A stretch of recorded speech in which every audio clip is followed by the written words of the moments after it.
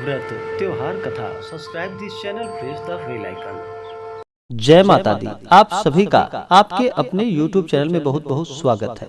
आइए आज सुनते हैं षटतिला एकादशी व्रत की कथा। तो बोलिए प्रेम से भगवान श्री हरि विष्णु की जय, माता लक्ष्मी की जय, एकादशी माता की जय।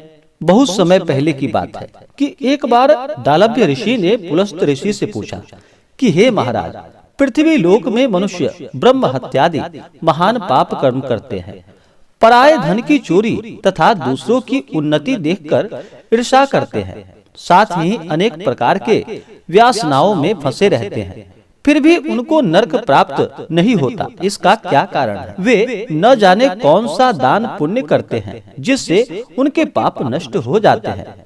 यह सब कृपा पूर्वक आप हमसे कहिए। पुलस्त मुनि कहने लगे कि हे महाभाग, आपने मुझसे अत्यंत गंभीर प्रश्न पूछा है। इससे संसार के जीवों को अत्यंत भला होगा। इस भेद को ब्रह्मा, विष्णु, रुद्र तथा इंद्र आदि भी नहीं जानते, परंतु मैं आपको यह गुप्त तत्व अवश्य बतलाऊंगा। उन्होंने कहा कि माघ मास लगते ही मनुष्य को स्नान आदि करके शुद्ध रहना चाहिए। इंद्रियों को वश में कर काम, क्रोध, लोभ, मोह, अहंकार, ईर्ष्या तथा द्वेष आदि का त्याग कर भगवान का स्मरण करना चाहिए।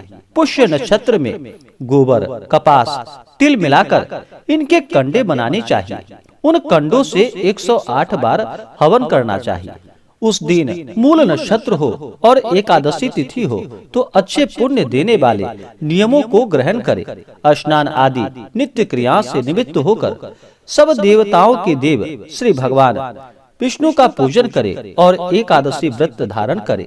रात्रि को जागरण करना चाहिए। उसके दूसरे दिन धूप, दीप, नैवेद्य आदि से भगवान का पूजन करके खिचड़ी का भोग लगाएं। तत्पश्चात पेठा, नारियल, सीताफल या सुपारी का अर्घ देकर स्तुति करनी चाहिए।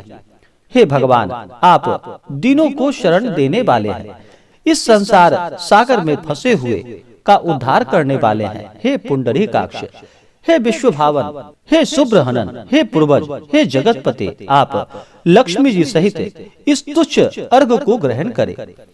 इसके पश्चात जल से भरा हुआ कुंभ यानी कि घड़ा ब्राह्मण को दान करे तथा ब्राह्मण को श्यामा, गौ और तिल पात्र देना भी उत्तम है। तिल स्नान और भोजन दोनों ही श्रेष्ठ है। इस प्रकार से जो मनुष्य जितने तिलों का दान करता है उतने ही 1000 वर्ष स्वर्ग में वास करता है। माघ के महीने में तिल स्नान, तिल का उपटन, तिल का हवन, तिल का तर्पण, तिल का भोजन और तिलों का दान, ये तिल के 6 प्रकार हैं। इसके प्रयोग के कारण यह षटतिला एकादशी कहलाती है। इस व्रत के करने से अनेक प्रकार के पाप नष्ट हो जाते हैं। इतना कहकर पुलस्त ऋषि कहने लगे कि मैं तुमसे इस एकादशी की कथा को कहता हूँ, तुम ध्यान पूर्वक सुनो। एक समय नारद जी ने भगवान श्री हरि विष्णु से यही प्रश्न किया था और भगवान ने जो षटतिला एकादशी का महात्म्य नारद जी से कहा था सो मैं तुमसे कहता हूँ। भगवान ने नारद जी से कहा कि हे नारद, मैं तुमसे सत्य घटना कहता हूँ, तुम ध्यान पूर्वक सुनो। प्राचीन काल में मृत्युलोक में एक ब्राह्मणी रहती थी। वह सदैव व्रत किया करती थी। एक समय वह 1 मास तक व्रत करती रही। इससे उसका शरीर अत्यंत दुर्बल हो गया। यद्यपि वह अत्यंत बुद्धिमान थी, तथापि उसने कभी देवताओं या ब्राह्मणों के निमित्त अन्न या धन का दान नहीं किया था। इससे मैंने सोचा कि ब्राह्मणी ने व्रत आदि से अपना शरीर शुद्ध तो कर लिया है, अब इसे विष्णु लोक तो मिल ही जाएगा, परंतु इसने कभी अन्न का दान नहीं किया। इससे इसकी तृप्ति होना बहुत ही कठिन है।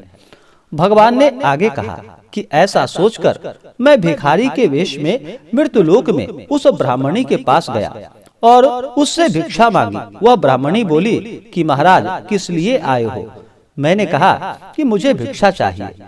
इस पर उसने एक मिट्टी का ढेला मेरे भिक्षा पात्र में डाल दिया। मैं उसे लेकर स्वर्ग में लौट आया। कुछ समय बाद ब्राह्मणी भी शरीर त्याग कर स्वर्ग में आ गई। उस ब्राह्मणी को मिट्टी का दान करने से स्वर्ग में सुंदर महल मिला, परंतु उसने अपने घर को अन्नादि सब सामग्रियों से शून्य पाया। घबराकर वह मेरे पास आई और कहने लगी कि हे भगवान, मैंने अनेक व्रत आदि से आपकी पूजा की, परंतु फिर भी मेरा घर अन्न आदि सब वस्तुओं से शून्य है। इसका क्या कारण है? इस पर मैंने कहा कि पहले तुम अपने घर जाओ, देव स्त्रियां आएंगी तुम्हें देखने के लिए। पहले उनसे षटतिला एकादशी का पुण्य और विधि सुन लो, तब द्वार खोलना।